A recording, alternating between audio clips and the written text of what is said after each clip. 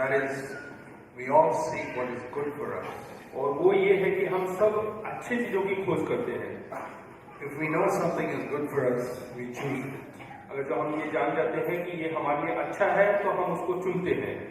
What are the things we reject, the things we know are bad for us? और हम उन बातों का तिरस्कार करते हैं जो हम समझते हैं कि वो हमारे लिए बुरी है। When you are choosing a house जब हम अपने लिए घर चुनते हैं or choosing a school for your children या बच्चों के लिए school or choosing a hospital to go to for treatment, या फिर कोई हॉस्पिटल अपने जो है स्वास्थ्य के लिए, we always choose what is the best. और हम उसी चीज को चुनते हैं जो सबसे बेहतरीन है, Especially if it is free. और खास करके अगर जो वो मुफ्त में है तो। Sometimes we are even willing to pay a lot of money to get what is good. और कई बार हमें बहुत रकम चुकाने पड़ते हैं अच्छी चीज़ों के लिए। Many of you pay a lot of money in rent or paid a lot of money to build a house or buy a house. और कई लोग जो है बहुत रकम चुकाते हैं, पैसा देते हैं घर खरीदने के लिए, रेंट के लिए। You could have chosen something cheaper. आप जो है सस्ता भी कुछ चुन सकते थे। Why did you spend so much money? लेकिन आपने इतना पैसा क्यों दिया? Because you want something good for yourself and your children, and that is right. क्योंकि आप अपने लिए और अपने बच्चों के लिए सबसे बेहतरीन चीज चुनना चाहते हैं। You didn't want to go and live in a slum.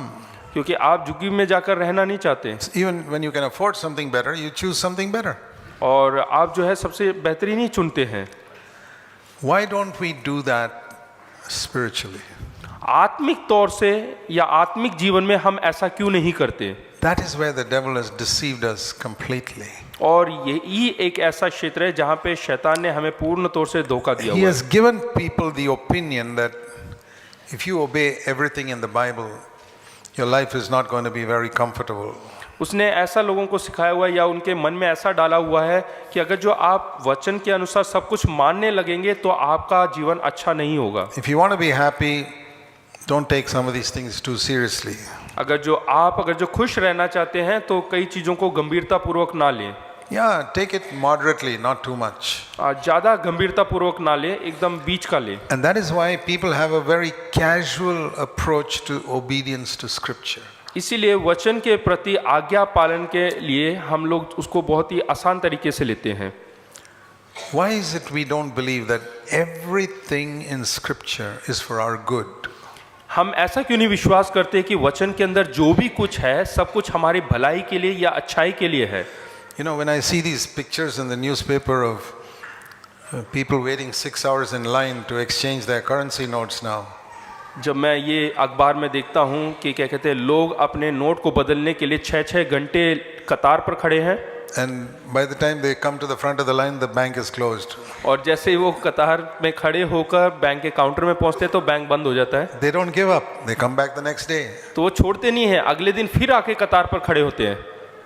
I say, Lord, when will I see people standing in line like that to obey your commandments? तब मैं ऐसा पूछता हूँ कि परमेश्वर तेरे आज्ञा पालन करने के लिए लोग कब इस प्रकार से कतार पे खड़े होंगे? Why are they willing to wait 6 hours there and take leave from their work? और वैसा कतार पर खड़े होते हैं और छुट्टी क्यों लेते हैं? This is good for me. क्योंकि हम जानते हैं कि ये मेरे लिए अच्छा है। I don't want to lose all these currency notes that I had. और मैं जितना नोट मेरे पास पड़ा हुआ है पुराना, मैं उनको खोना नहीं I चाहता। don't want to lose money. और मैं अपना पैसा नहीं खोना चाहता। But the devil has fooled us that money is more important than our relationship with God. और शैतान ने हमें धोखे में रखा हुआ है कि पैसे से ज्यादा प्रमुख है हमारा रिश्ता परमेश्वर के साथ जो है। I'm not saying we shouldn't exchange our currency notes. मैं ये नहीं कह रहा कि हमें अपना पुराना नोट बदलना नहीं चाहिए। But I'm saying just like we see the value of that, I wish we would see the value of God's word. मैं ये बताना चाहता हूँ कि जिस प्रकार से हम अपने जो पैसा है उसको मूल्य देते हैं उसी प्रकार हमें अपने आत्मिक जीवन में भी मूल्य देना है। How carefully they read the government's instructions on how to exchange these currency notes. हम किस प्रकार से जो है जो कानून है या सरकार का जो आज्ञा है उसका पालन करते हैं और अपने नोटों को बदलते हैं। I wish we would read God's word just as carefully. और वैसे ही मैं चाहता हूँ कि सावधानी पूर्वक हम परमेश्वर के वचन को भी पढ़ें। If you don't exchange your currency notes, you're going to lose that money. अगर जो आप अपने नोट को नहीं बदलेंगे तो आप उसको खो देंगे। And if you don't follow God's word, there's something you're going to lose there as well. अगर जो आप परमेश्वर के वचन का पालन नहीं करेंगे तो अपने जीवन को खो सकते हैं। So,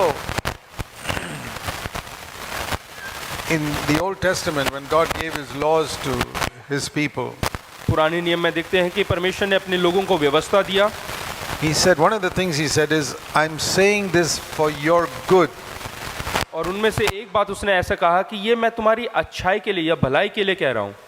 And that's what I was saying in the last session. I wish we could understand this is for our good. और यही मैंने पिछले सेशन में बताया कि ये हमें समझना है कि ये हमारी अच्छाई के लिए है। Why has God made His commandments, humanly speaking, so difficult for us to obey? और परमेश्वर ने अपनी व्यवस्था को अगर जो मानव तौर से इंसान के तौर से बोले कि हमारे लिए ये मुश्किल क्यों बनाया है। We can learn a lesson from the Old Testament. हम पुराने नियम से एक अध्ययन सीख सकते हैं। When God took the Israelites out of Egypt, जब परमेश्वर ने इस्राएलियों को मिस्र देश से बाहर निकाला, you know the story. He आप said, "Now I want you to go and occupy the land of Canaan. That's where I want you to live." और आपको ये कहानी मालूम ही है क्योंकि परमेश्वर चाहता था कि वो जाके जो कनान देश को अपने कब्जे में ले ले। So you read in the book of Numbers, chapter 13 and 14, अगर जो गिनतियों की किताब 13 और 14 अध्याय पढ़ते हैं, that they came to the border of that land of Canaan, और कनान के जो सीमा है वहां पर वो लोग पहुंचे। and they went in and said, the spies went in and came back with a report. तो वहां पे जो जासूस लोगों को भेजा और वो कनान में जाकर वापस लौट कर आए। They said, this land is a beautiful land. It's a lovely place to live. और उन्होंने कहा कि ये जो जगह है वो बहुत ही खूबसूरत जगह है रहने के लिए, But there are huge giants living there. We can never conquer them. लेकिन वहां पे दानव लोग रहते हैं, बहुत लंबे चौड़े लोग रहते हैं, उनसे हम कभी जय नहीं पा सकते। So I have thought about this. तो मैंने इसके बारे में सोचा, Why didn't God populate Canaan with small people? कि कनान देश में लोगों ने जो है परमेश्वर ने छोटे गिट्ठे लोगों को की आबादी क्यों नहीं बढ़ाई, So that they could go and conquer them easily. ताकि इजरायली लोग उनके ऊपर जल्दी से जय पा सकें। Why did He make those people who lived in Canaan so huge? Some of them were 9 feet tall. और परमेश्वर ने कनान वासियों को इतना लंबा चौड़ा, करीबन जो है कोई लोग तो 9 फीट लंबे थे, इतना चौड़ा क्यों बनाया? Like Goliath. गोलियात की तरह। Why did He do that? उसने ऐसा क्यों किया? Because of one reason.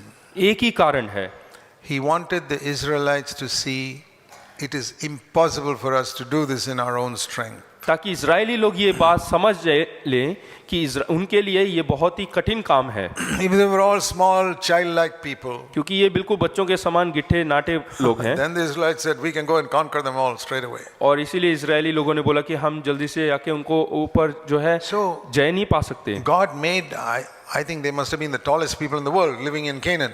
और परमेश्वर ने जो है कनान वासियों को बहुत सबसे लंबे चौड़े लोग बनाए थे। And God said, you go and occupy that land. फिर परमेश्वर उनसे कहता है कि जाओ और उस जगह के ऊपर फतेह पाओ। And many times in the Old Testament history, you read this. और पुराने नियम के इतिहास में हम पढ़ते हैं, God surrounded Israel with nations that were all much stronger than them. और परमेश्वर ने इजरायली देश के चारों तरफ ऐसे राज्यों को खड़ा किया जो कि बहुत ताकतवर थे। All these things are to teach them one lesson. और ये सब उनको एक चीज सिखाने के लिए है You cannot conquer them in your own strength. कि तुम इनके ऊपर अपने सामर्थ के द्वारा, अपने ताकत के द्वारा जय नहीं पा सकते। So there's one message that comes through the Old Testament to us. और पुराने नियम के द्वारा हमें एक संदेश मिलता है The enemies of Israel were always much stronger than them. कि इजरायली लोगों के जितने दुश्मन थे वो सब बहुत ताकतवर थे, To teach them to depend on God. और उनको सिखाने के लिए कि किस प्रकार से परमेश्वर के ऊपर निर्भर रह And सकते when they हैं। trusted in God, they got the victory. अगर जो वो परमेश्वर के ऊपर लगाव लगते हैं तो वो जय पा सकते हैं। So what is the message that comes through to us in this New Testament age? और इस नए नियम में हमें क्या संदेश मिलता है? God will make your enemies much stronger than you. कि परमेश्वर आपके दुश्मनों को आपसे कई गुना ताकतवर बनाएगा, Even physically. शारीरिक तौर से भी। See, in the first century, यहाँ पे देखिएगा पहली शताब्दी में the Christians were not the rulers of the world. जो मसीह लोग थे वो संसार के ऊपर हुक्म चलाने वाले नहीं थे। Many of them were slaves. कई लोग जो है दास थे, They were poor. वो गुलाम थे और They गरीब थे, were weak. वो बिल्कुल कमजोर थे। And the rulers of the world were all these heathen Roman emperors. और जो सियासत को संभाले हुए थे वो रोमी लोग थे और बहुत ताकतवर थे। But in the midst of that, there were Christians who stood up. इन सबके बीच में भी ऐसे लोग थे जो मसीह लोग थे, वो खड़े हुए। Even if they threw them to the lions, they said, "We believe in Jesus Christ." उनको शेर के सामने फेंका गया, फिर भी वो लोग खड़े रहे। They would burn them, they would say, "We believe in Christ." उनको जलाया गया, फिर भी बोले कि नहीं, हम मसीह के लिए खड़े होंगे। To show them that in God's power you can even overcome all these emperors and everybody else. दिखाने के लिए कि परमेश्वर के सामर्थ्य के द्वारा तुम जो है राजाओं के सामने भी खड़े हो सकते हैं। So we learn a lesson from that as to why God has allowed temptation to be so strong that you cannot overcome it. और ये परमेश्वर को हमें दिखाना चाहता है कि जो प्रलोभन है, जो परीक्षाएं हैं, वो इतनी सामर्थ्य, इतनी ताकतवर क्यों होती है। Why has God made temptation so strong that you cannot overcome it? और प्रलोभन जो है इतना मजबूत क्यों बनाया कि हम उसके ऊपर जय नहीं पा सकते। Because then you will not, if it was weaker than you, then you would not go to God. हाँ, अगर जो ये कमजोर रहेगा, प्रलोभन हमारे जीवन में कमजोर रहेगा, तो हम परमेश्वर के पास जाने की जरूरत नहीं, हम खुद ही उसके ऊपर जय पालेंगे। Turn with me to 2 Chronicles.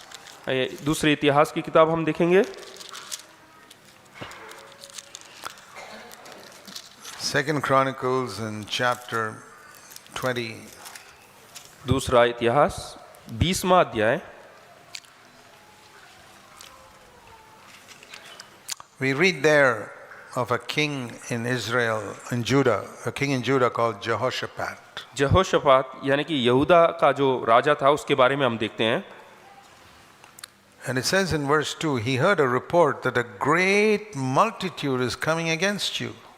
और उसने उसको जो है मालूम पड़ा कि बहुत बड़ी एक भीड़ उसके ऊपर चढ़ाई कर रही है, And they are coming to fight against you. और वो उसके विरोध में लड़ने आ रहे हैं।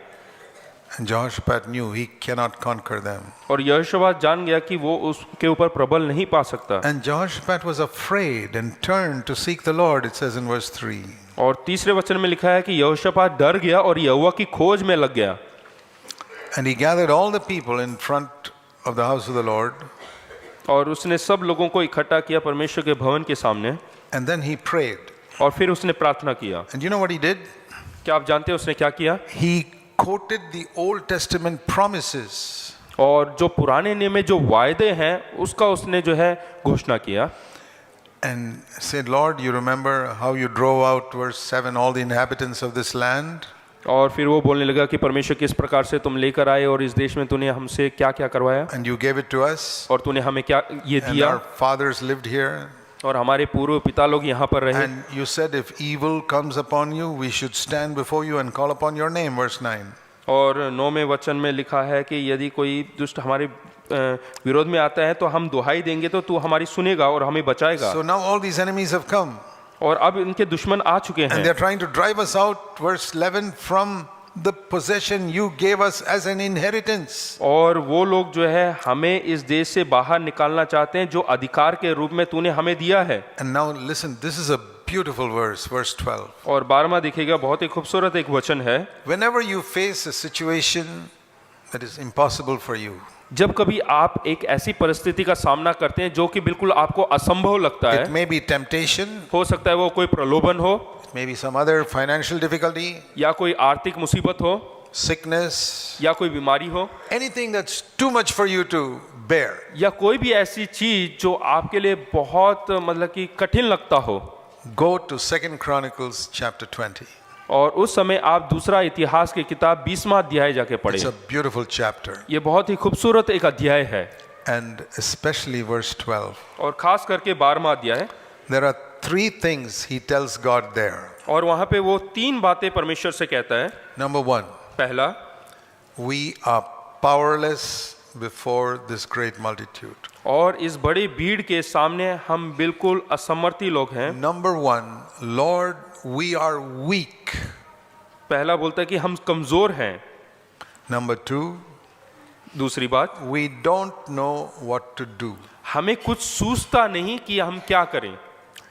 Now if you stop there, अगर जो आप वहां पे रुकते हैं you will fail. तो आप पराजित हो जाएंगे। We are helpless, we don't know what to do. वो बोलते हैं कि हमारा कुछ बस नहीं चलता। There are many situations in our life where we are helpless. कई परिस्थिति हमारे जीवन में आता है जहां पे हम बिल्कुल असहाय हो जाते And we हैं don't know what to do. और हम नहीं जानते कि हमें क्या That's करना exactly what he says here. है। और वो यही चीज यहाँ पर हो But रहा है। then there's a third thing he says. लेकिन तीसरी एक बात वो कहता है, But we're looking at you. परंतु हमारी आंखें तेरी ओर लगी That है। means we are trusting you to tell us what to do and to help us overcome. और लेकिन ये यहाँ पर ये कह रहा है कि हम तुझ पर भरोसा करते हैं और तू हमें बता कि See, हम क्या करें। that is a verse that you can go to in any situation in life. और ये एक ऐसा वचन है जो आप इस्तेमाल कर सकते हैं किसी भी परिस्थिति के बीच में। Supposing you are becoming a slave to some sin again and again and again and again. मान लीजिए आप किसी पाप के गुलाम बन जाते हैं बार बार, And you see this temptation is too strong for you. और आपको ऐसा लगता है कि ये प्रलोभन बहुत ही सामर्थ्य है मेरे लिए। You young people. Young people, हाँ, खास करके जवान लोग, what is it that's so strong for you? क्या चीज है जो आपके लिए बहुत ही भारी लगता है? Go to this verse. तो आप ये वचन की ओर जाएं Lord, this temptation is too strong for me. और बोले कि ये जो प्रलोभन है मेरे जीवन में बहुत ही सामर्थ्य है। What does he say here? We are powerless before this. हाँ, तो वो कहता है कि देखिएगा हम बिल्कुल असमर्थ्य है या हमारा कुछ बस नहीं चल रहा And we don't know what to do. और हमें नहीं मालूम कि हमें क्या करना है, हमें कुछ सूझता Do नहीं। you feel like that? क्या आपको ऐसा महसूस होता Or है? maybe some very difficult situation in your work or in your home.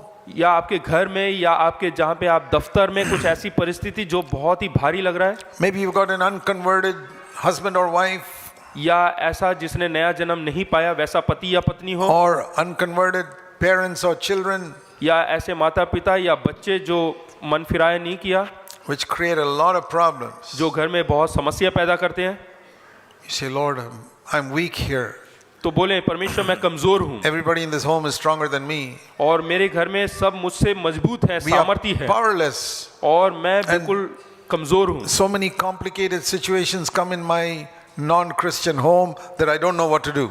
और ये अमसीह परिवार में बहुत सारी समस्याएं मेरे चारों तरफ आके घिर चुकी हैं, But don't stop there. लेकिन वहां पे रुके नहीं। We are powerless. अगर जो आप कमजोर हैं We don't know what to do. और हम नहीं जानते कि हमें क्या करना But है, Lord, we're looking to you. तो परमेश्वर से बोले परमेश्वर मैं तेरी ओर देखता हूँ You have got a solution to this problem. और तेरे पास जो है इसके लिए एक मार्ग है। Whether it is temptation इस प्रलोभन के or ऊपर sickness, या बीमारी financial difficulty, या आर्थिक समस्या problems with relatives, या रिश्तेदारों के साथ समस्या problems in your office, या दफ्तर में कोई समस्या problems with your neighbors. या पड़ोसियों के साथ कुछ परेशानी, There is a solution to everything. यहाँ पे हर चीजों का जो है समस्या का हल है God can show you what to do. और परमेश्वर दिखाएगा आपको क्या करना है।